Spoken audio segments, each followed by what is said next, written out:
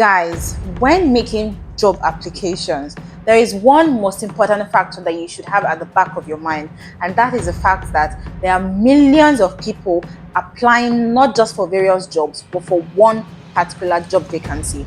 So what you should know is that for every job application that you're making, you should be very intentional about it.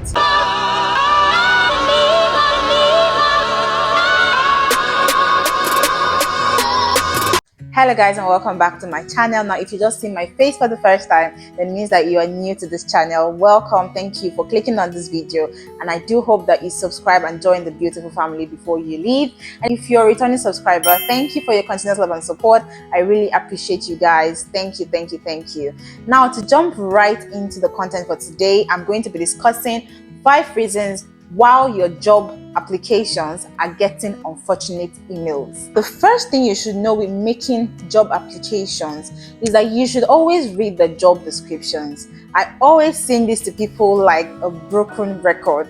You should always make sure that you're reading the job descriptions, because how do you know what you're applying for if you don't even know what the job is all about? How do you know if it's, let's say it's a healthcare job? How do you know if it's mental health? How do you know if it's geriatric? How do you know if it's a community health post? So you need to read the job description. That is the first golden rule.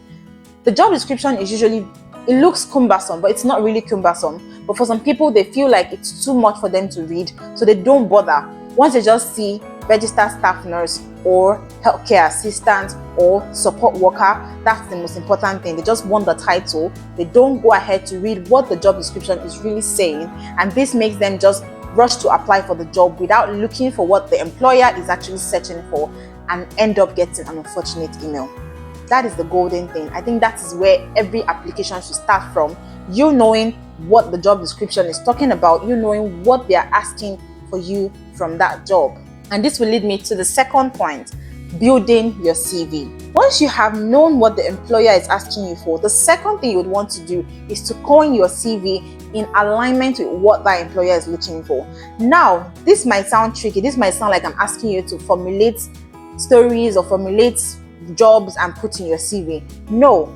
Most times, the things that you have been used to doing, the things that are comprised in your CV, are similar to what the employers are asking you for. All I'm just asking is that you coin it in such a way that it's obviously relatable to what the job is asking you for.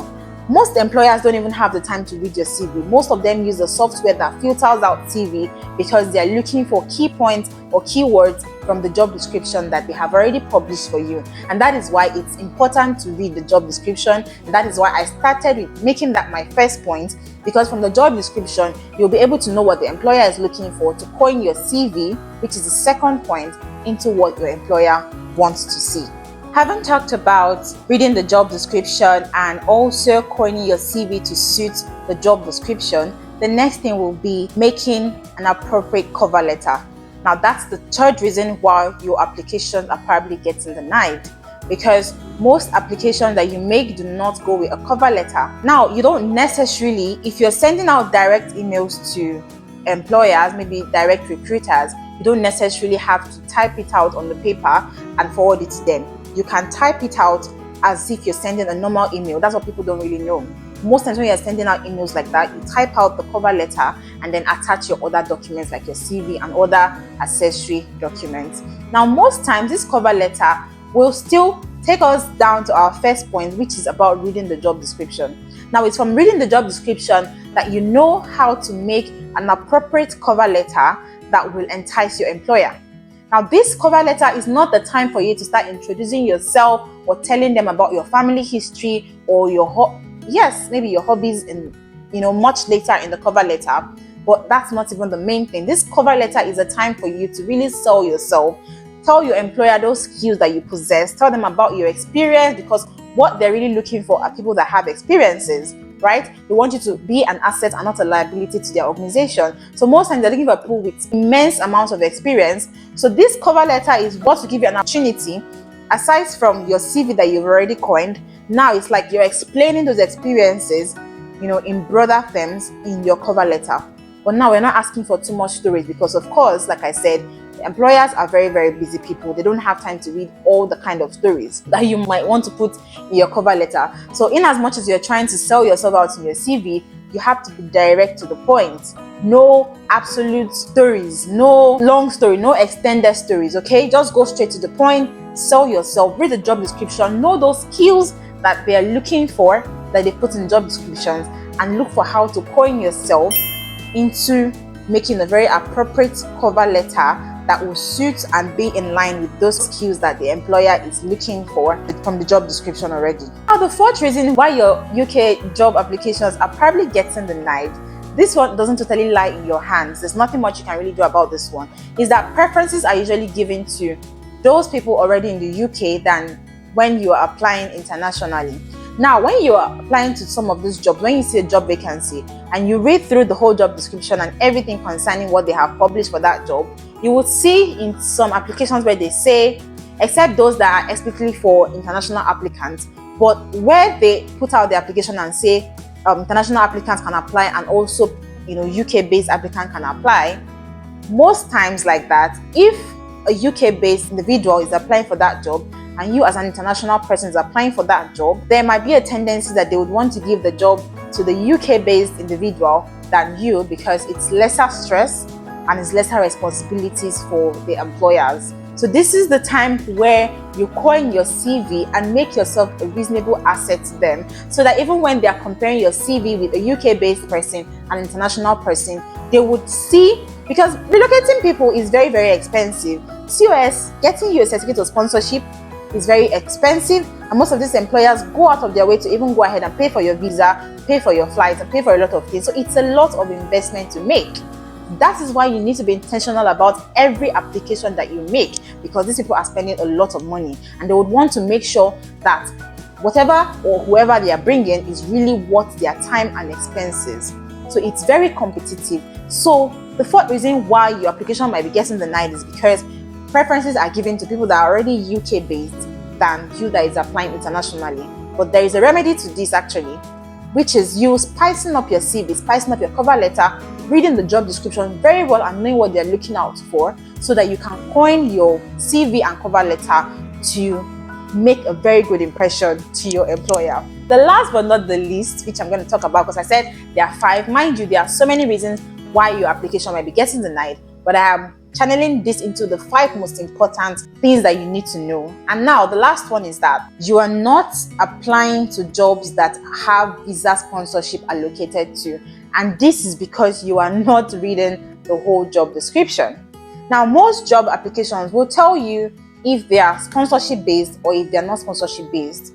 There are some that will tell you that you need to have UK professional registration. Now, if you see any job application whatsoever that tells you you need to have a UK professional registration, it could be nursing, it could be med lab scientist, it could be physiotherapist, anything. Immediately you see that you must have the appropriate UK professional registration, know that that job is not for international applicants. So don't bother wasting your time. When I was searching for jobs myself, I always make sure before I even start, because job applications are very cumbersome. You guys are applying, you know what I'm talking about. They are very, very cumbersome. So nobody has the time to go and do all the application, go through all the processes, all the brain racking and nerve wracking situations just to get denied, right? So you want to make sure that you read through the job description and everything that they have posted out for that job to make sure that you are applying for a job that is visa sponsored, that if you're an international applicant, right? You want to make sure that they put it there that tier 2 sponsorship is applicable to this job. If not, you will just be wasting your time with that application. So guys, I'm going to run through the 5 things that I talked about. So the first thing I talked about is reading the job description. That's the first thing. That's the number 1 thing. Read the job description. The second thing is to coin your CV into what you have read from the job description, what the employer is looking for. The next one is to make an appropriate cover letter. You've not been making that cover letter right. You have been pushing out one particular cover letter for every job description. Some people are too lazy that they make their CV and their cover letter static.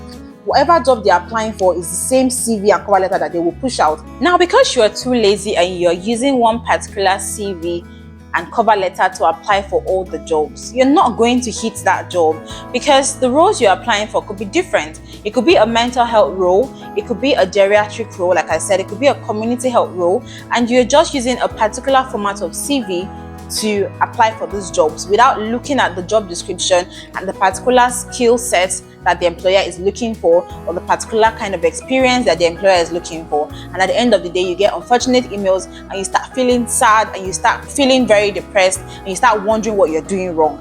This is what I'm here to tell you. This is why this video is up today, telling you that you have been making the wrong moves and you have been making very wrong decisions. Now, the fourth one I talked about is that there is more favoritism to UK-based individuals than you that is applying internationally, because there is a lot that comes with international applications in terms of cost, in terms of investment, in terms of trust issues, and a lot of other things that come with it.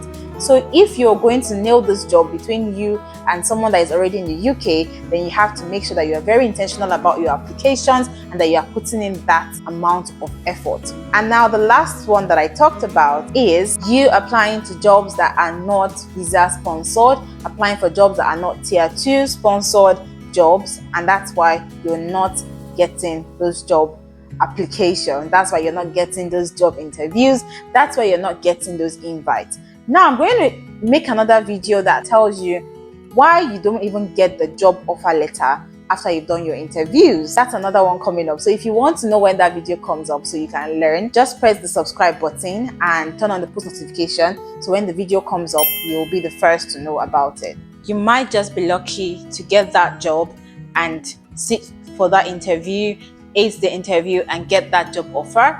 And from there, the whole job search will come to an end. Okay, and then you come to the UK and you will now be the one giving people motivational talks.